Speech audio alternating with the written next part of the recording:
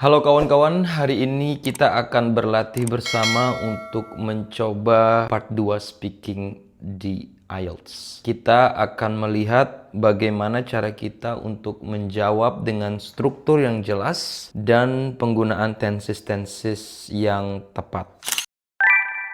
Nah, kita harus ingat nih, tenses yang tepat akan meningkatkan grammar kita, grammar accuracy kita, lalu meningkatkan skor kita secara keseluruhan. Sekarang kita akan coba pertanyaannya sebagai berikut. Oke, biasanya kita dikasih satu kertas tuh. Tell me about someone who inspired you. Nah, dalam menjawab pertanyaan ini, kita akan membuat outline terlebih dahulu. Kita punya waktu 1 menit untuk itu. Pastikan jika kita menceritakan orang yang sudah meninggal atau misalnya yang masih aktif itu sesuai dengan tensesnya. Nah, tenses misalnya present simple atau past simple. Atau sebenarnya lebih kepada kapan waktu itu terjadi gitu, kejadian itu terjadi. Nah, sekarang kita lihat contoh jawaban lengkapnya ya. Kawan-kawan juga bisa membaca bersama saya. I would like to talk about one of my lecturers at university when I was in my undergrad who had a lasting impact on the way I think and see my future. His name was Mr. Husni Muaz. May he rest in peace.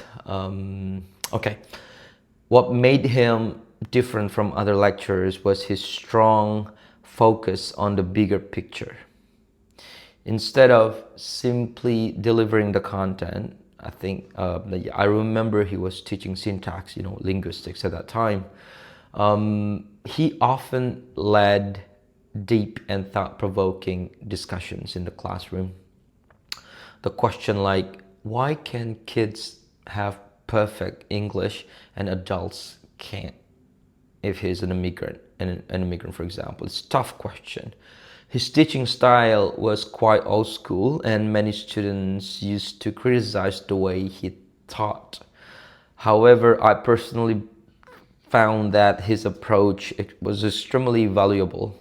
He challenged the way we thought with difficult questions. And another thing that stood out about him was how strict he was with grading. He set a very high standards, and it was quite difficult to get good marks in his class. At the time, I felt quite pressured, but later I realized that this experience had helped me develop discipline and critical thinking skills. The most inspiring moment is when I found out that he had been involved in a large-scale research project aimed at reducing maternal and child mortality rate in my province. And before I had known this, I had only seen him as tough and demanding lecturer. And however, after learning about his real-world contribution, my perspective completely changed. Since then, I have wanted to follow similar path to him. I have realized that making real impact is far more meaningful than focusing on the academic publication metrics as a lecturer. He's just inspiring forever for me. Oke, nah sekarang kita bahas satu persatu kalimat-kalimat yang ada di dalamnya ya.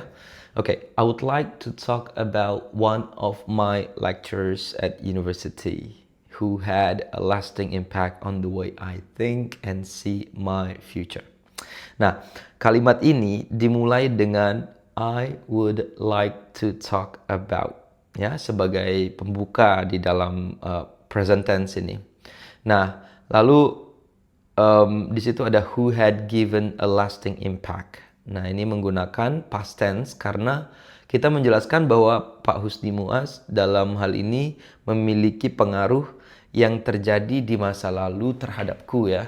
Nah, ini setengah idiomatic ya, biasa natural dipakai he had a lasting impact on me gitu. What made him different from other lecturers was his strong focus ya, bukan focus, on the bigger picture. Subjek utama di sini adalah what made him different from other lecturers. Ya, kayak noun clause. Yang berbentuk di sana itu noun clause ya. Verb utamanya adalah was yang menghubungkan antara subjek dengan pelengkapnya ya. Yaitu his strong focus on the bigger picture. Di dalam clause tersebut ada verb made, yaitu simple past dengan subjek yang disembunyikan di sana yaitu what. Oke. Nah, penggunaan simple past di sini sangat tepat karena kita mendeskripsikan kondisi di masa lalu. Nah, secara natural kalimat ini sangat baik dan sering digunakan dalam speaking karena terdengar reflektif dan terstruktur. Kita lanjut. Instead of simply delivering content, he often led deep and thought-provoking discussions. Nah, subjek kalimat ini adalah he dan verb utamanya adalah led, ya, simple past. Kata often atau often di sana menunjukkan bahwa ini adalah kebiasaan di masa lalu, ya, meskipun tidak menggunakan used to, yang itu misalnya he used to itu beda lagi penggunaannya. Nah, struktur ini cukup natural dan karena menggunakan frasa pembuka instead of, ya, itu kita membuat perbandingan di sana. Nah, ini struktur variasinya bagus ya, jadi nilai speakingnya bisa lebih tinggi. His teaching style was quite old-fashioned and many students used to criticize the way he taught. Nah, kalimat ini terdiri dari beberapa tenses ya, dua bagian di sana. Bagian pertamanya subjek his teaching style, kemudian verbnya adalah was. Nah, was ini dari simple past untuk is. Nah, bagian kedua di situ adalah subjek many students, they kan.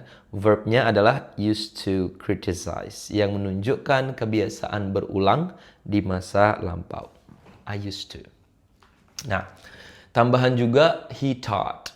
Juga ini simple past untuk penggunaan teaches ya. Nah, jadi penggunaan used to di sana sangat tepat karena menekankan bahwa itu adalah kebiasaan yang tidak lagi terjadi sekarang. Jadi kalimat ini sangat natural dan kuat untuk meningkatkan nilai IELTS. However, I personally found his approach extremely valuable.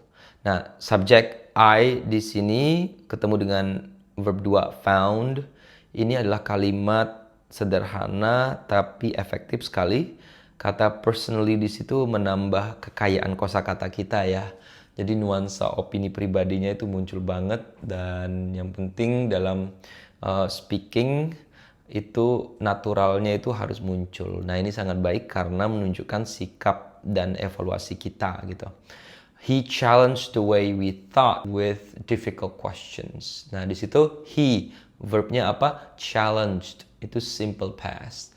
Di dalamnya itu ada clause we taught dengan subjek we dengan verb taught, bentuk kedua dari think. Ingat masa lalu.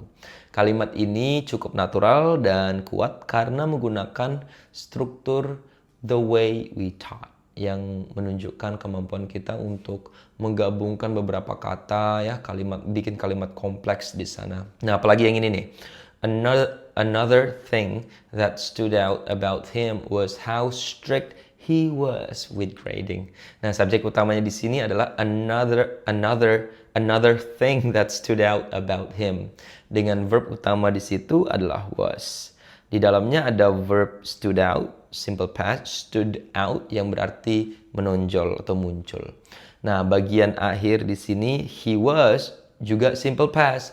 Nah, bagian ini cukup natural, sering digunakan dalam speaking karena memberikan penekanan ya pada satu kualitas tertentu gitu. He set very high standards and it was quite difficult to get good marks in his class. Bagian pertama ini ada subjek he, kemudian verbnya set. Itu simple past dari set juga ya, atau sets kalau dia he. Bentuk verb 2-nya tetap di sana. Bagian kedua di situ adalah it, verbnya was, struktur it was difficult to, itu silakan dihafal karena sangat bisa sering muncul ya dalam bahasa Inggris. Nah, ini menunjukkan kemampuan kita untuk menjelaskan situasi secara umum. At the time, I felt quite pressured. At the time, I felt. Verb 2, quite pressured ya. But later I realized that this experience had helped me develop. Bukan help me to ya, tapi help me develop discipline and critical thinking skills. Nah, bagian pertama di situ ada subjek I, verbnya felt, simple past, bab 2. Dan bagian kedua di situ subjeknya I, verbnya realized, simple past. Ya, di dalamnya itu ada klausa, yaitu this experience, verbnya had helped. Nah, ini past perfect. Cek video tentang past perfect ya. Jadi penggunaan past perfect di sini tuh penting karena menunjukkan kita bisa pakai gitu tenses yang cukup rumit dan pengalaman tersebut memberikan dampak sebelum kita menyadarinya gitu kan di dalam konteksnya itu di masa lampau. Nah, ini struktur yang sangat baik untuk band yang tinggi. The most inspiring moment was when I found out that he had been involved in large-scale project aimed at reducing maternal and child mortality. Nah, subjek utama di situ adalah the most inspiring moment for me. Kemudian was, itu klausanya ada di sana juga. I found out. Jadi klausa selanjutnya di situ ada subjek he, verbnya had been involved. Itu pasif ya, past perfect yang pasif. Nah, penggunaan had been involved menunjukkan bahwa keterlibatan itu terjadi sebelum kita mengetahuinya, gitu ya. Jadi sangat natural di situ, menunjukkan grammar yang kompleks ya. Before I had known gitu ya. I had only seen him. Before I had known, I had only seen him as a tough and demanding lecturer. Jadi klausa pertama di situ subjek I, verbnya had known itu past perfect, known-nya verb 3. Clause keduanya adalah I had seen, past perfect juga di situ ya.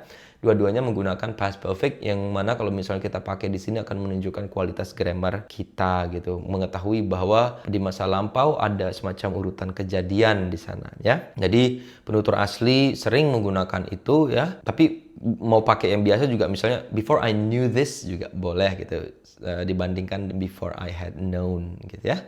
Oke, jadi ada kalimat selanjutnya, however, after learning about his real-world contributions, my perspective completely changed. Nah, di situ my perspective itu adalah subjek, verbnya change, itu simple past biasa. Frase pembuka di sana ada after learning, ya, itu membuat kalimat itu lebih variatif gitu, after eating, after learning, after studying gitu. Ini sangat natural dan juga efektif dan untuk menunjukkan perubahan di situ. Oke, kita hampir di akhir. Since then, I have wanted to follow a similar path. Similar path. Subject I, verbnya have wanted. Kalau pakai he berarti he has ya. Penggunaan present perfect di sana. Since then, itu yang menunjukkan dia menjadi present perfect. Since then, tapi past perfect di sana. Ya, keinginan itu sudah dimulai dari masa lampau, tapi masih berlanjut dalam setting lampau tersebut, gitu ya. Nah, di sini I have realized, itu udah kita masuk di present, making a real impact. Maksudnya sampai sekarang saya sadar itu, gitu. That making a meaningful contribution, not only focusing on publication metrics. Itulah kesadaran yang ada sampai dengan saat ini. Jadi I have realized, gitu ya. Ada subjek di sana, making a real impact, kemudian verbnya is di sana, menunjukkan bahwa pemahaman tersebut masih berlaku sampai dengan sekarang. Nah, jadi struktur ini tuh cukup kuat. Nah, apakah kita bisa selancar yang disampaikan tadi? Tentu saja butuh latihan, dan saya kira kawan-kawan bisa dengan mudah untuk mencapai band impiannya. Ya, mari kita berlatih terus. Jangan lupa untuk just give me a subscribe. Okay, leave a comment.